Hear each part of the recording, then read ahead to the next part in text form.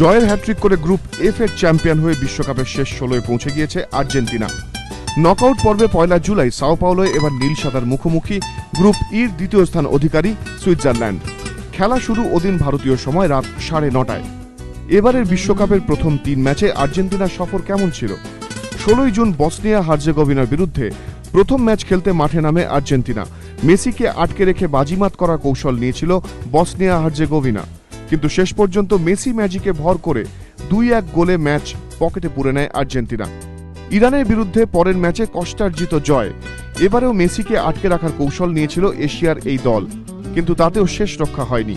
একেবারে শেষ মুহূর্তে মেসি ম্যাজিক। ইরানকে 1-0 গোলে হারিয়ে দেয় আর্জেন্টিনা। আর গ্রুপ পর্বের শেষ ম্যাচে নাইজেরিয়াকে 3-2 গোলে হারিয়ে গ্রুপ চ্যাম্পিয়ন হয়ে শেষ 16-র জায়গা পাকা করে নেয় সাবেয়ার ছেলেরা। অন্যদিকে সুইজারল্যান্ডও জয় দিয়েই এবারের বিশ্বকাপ অভিযান শুরু করে। প্রথম ম্যাচে ইকুয়েডরকে 2-1 গোলে হারিয়ে দেয় সুইসরা। তবে দ্বিতীয় ম্যাচে ফরাসি বিপ্লবের সামনে ছন্দপতন। ফ্রান্সের কাছে 5-2 গোলে হেরে যায় তারা। তবে শেষ ম্যাচে আবার ঝলসে ওঠে সুইসরা। হন্ডুরাসকে 3-0 গোলে হারিয়ে দেয় তারা।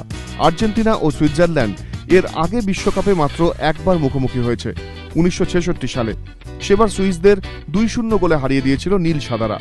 ফুটবল বিশেষজ্ঞদের বক্তব্য, এবারও ধারে ভারে এগিয়ে মেসির আর্জেন্টিনা। এবিপি আনন্দ।